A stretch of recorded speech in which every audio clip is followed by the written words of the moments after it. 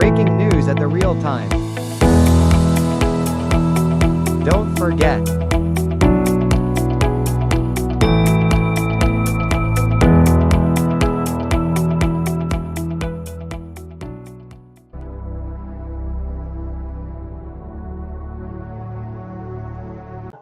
Ninakukaribisha katika jina la Yesu Kristo. Mimi ni Evangelist Dani Vuninga, na kwa kipindi hiki tutatembea mimi na wewe katika safari ya siku 7. Ninakualika kuweza kutembea pamoja na mimi tangu siku hii ya kwanza, kwa sababu kuna mambo ambayo Mungu atatenda ndani ya maisha yako.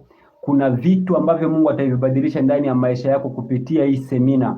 Kwa hiyo mpendwa, wewe ambaye umekuwa pamoja na sisi tangu tulipokuwa tunawaalika kwa ajili ya mafundisho haya, ninaendelea kukualika, karibu sana, karibu kujiunga nasi popote pale ambapo unapatikana. Ninakukaribisha katika jina la Yesu Kristo. Na kabla tuweze kuanza semina yetu, nitaweza kukuomba vitu vitatu. Nitakuomba vitu vitatu. Kitu cha kwanza, nitakuomba uweze kujiabone, kusubscribe kama haujajiabone, ya kuendelea kukuweka kuku-update kila tunapoenda live, kila tunapokuwa kwenye mafundisho. Kipindi hiki utakuwa unapata notification kwamba tumeanza tayari. Lakini jambo la pili, nitakuomba uniambie sauti unaisikia namna gani, kwa sababu nataka tutembee mimi na wewe sawa sawa kabisa tangu mwanzo hadi mwisho. Nataka tutembee mimi na wewe. Kwa hiyo unapopata sehemu ambapo haunisikii, haunipate vizuri, na kuomba sana upate kuniambia kusudi nijue. Na jambo la tatu nitakuomba ni kuweza kutuambia unatufuata kutoka mahali gani.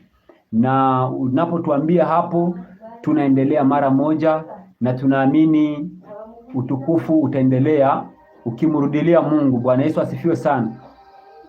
Kabla tuingie katika somo letu kindani, nataka tuombe Mungu kwanza.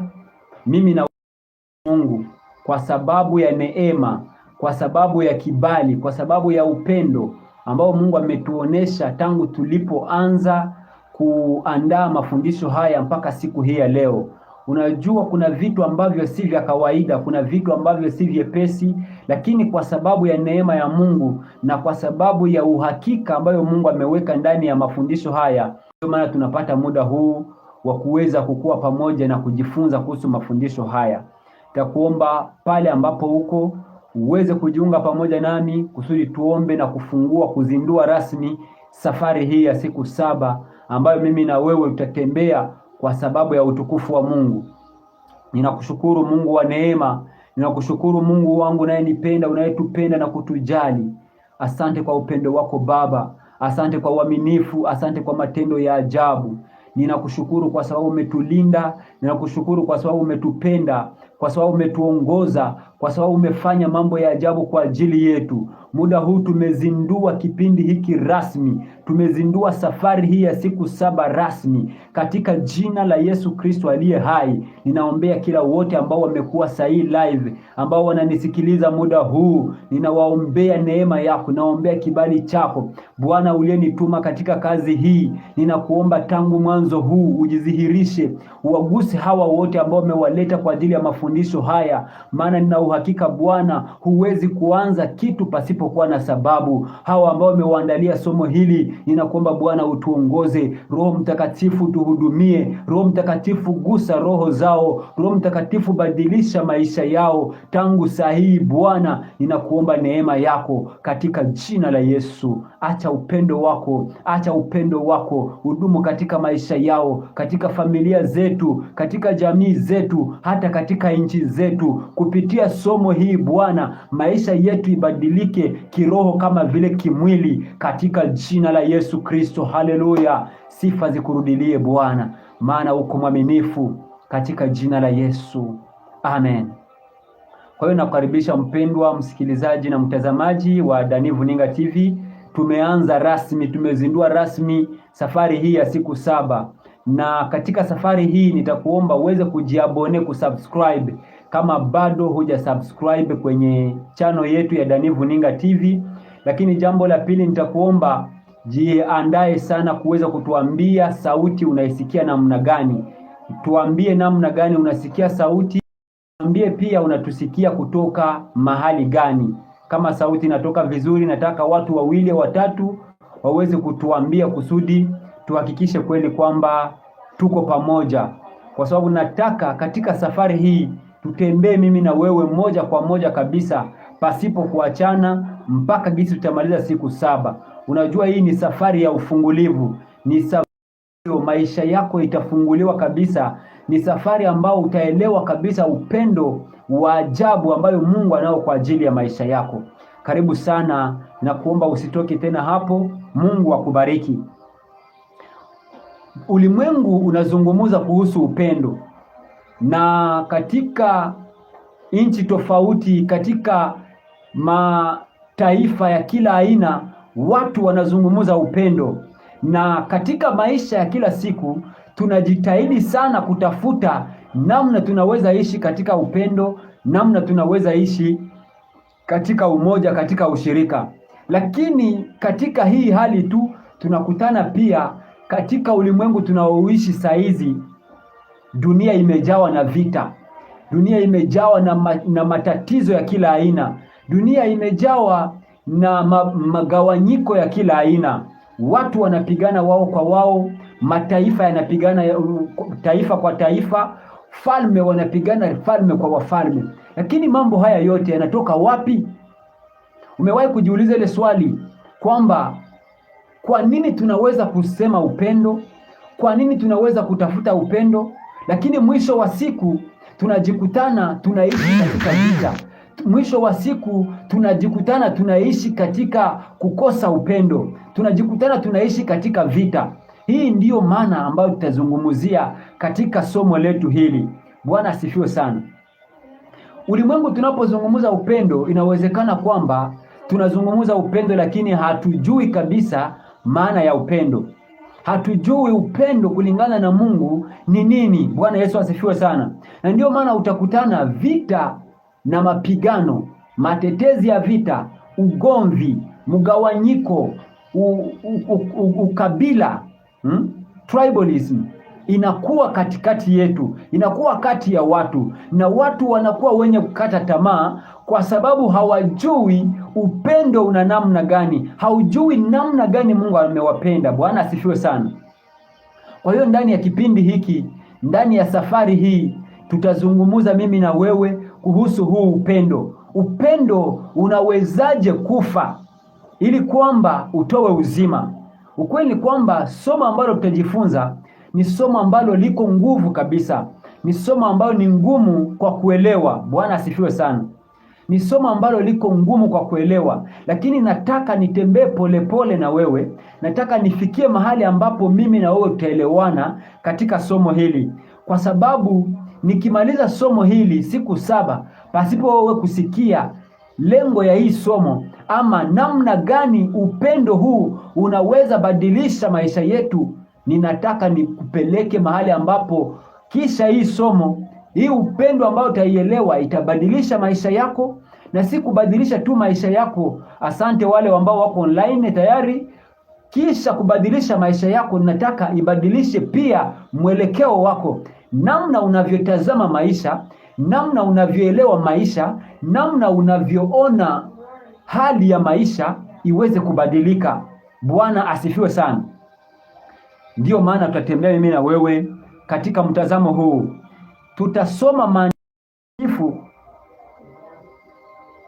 Tutasoma maandiko matakatifu katika kitabu cha Injili kama alivyoandika Mathayo sura ya 15 mstari wake wa 13.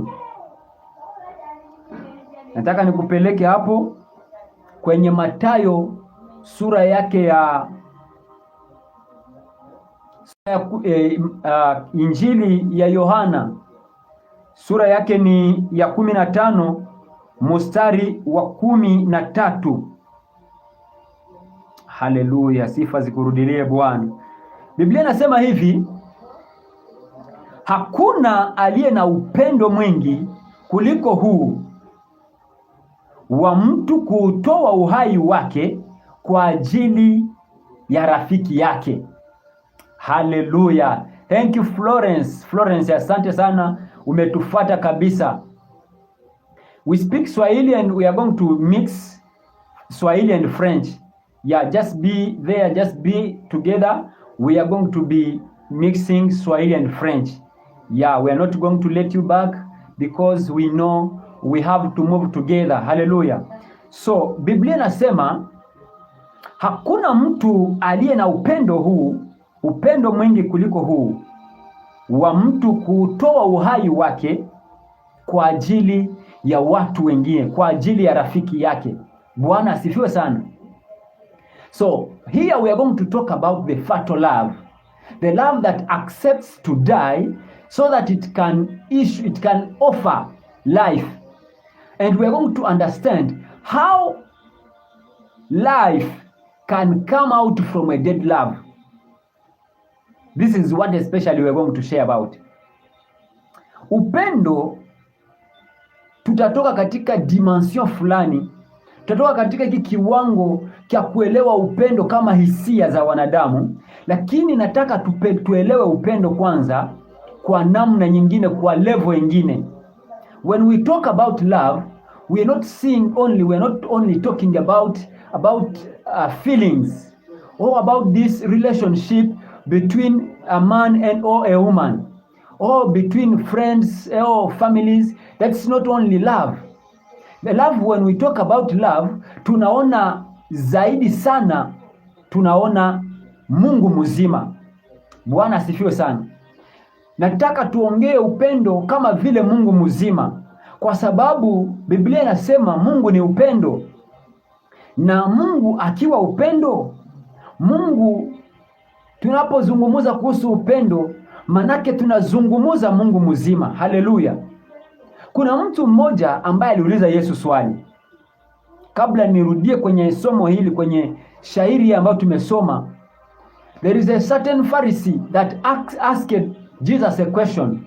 And after that Pharisee asked Jesus a question to know among the 10 commandments which one is bigger or greater than the other one.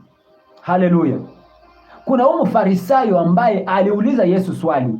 Akamuuliza, miongoni mwa hizi sheria 10, amri 10 za Mungu, ni amri ipi iliyo kuu kuliko zingine zote? Hapa ndio mwanzo wa somo yetu. Hapa ndio kwenye mwanzo inaanzia. This is where our topic takes its origin. That what is the greatest commandment of God? Na huyu aliuliza Yesu swali, si kwamba alitue, lakini alitaka afanye nini? Alitaka amjaribu Yesu. Haleluya. Alitaka amjaribu Yesu. Biblia inasema, aseme huyu mtu Mfarisayo aliuliza Yesu swali ili kwamba amjaribu. The person wanted to test Jesus. He wanted to test Jesus and asked him, among the 10 commandments, which one is greater than others? Na Yesu akamjibu nini? Unajua kitu Yesu alimjibu? Yesu akamwambia, mpende Bwana Mungu wako kwa roho yako yote, kwa mwili wako wote, kwa akili zako zote, na kila kitu kilicho ndani yako. Yesu alimaanisha kwamba upendo ndio ambao unapita kila kitu kwenye ulimwengu huu. Upendo unapita sheria zote za Mungu. Haleluya. Hii ni dimension ya kwanza ya upendo. Dimension hii inatufundisha kwamba pasipokuwa na upendo, mtu hawezi kutembea katika njia ya Mungu. Kwa sababu katika kusoma maandiko matakatifu, Biblia inasema ndani ya kitabu, ukisoma Mathayo 22 kuanzia kwenye mstari wa 33. Nataka nikupeleke hapo Mathayo 22 mstari wa 35. From Matthew chapter 22 and the verse the verse 35. The Bible says, mmoja wao mwanasheria akamuuliza, akimjaribu. Mwanasheria, this is a Pharisee who is trying Jesus, who is testing Jesus, who is testing the knowledge of Jesus. Hallelujah. Na akamuuliza, mwalimu, katika Torati ni amri ipi iliyo kuu? Among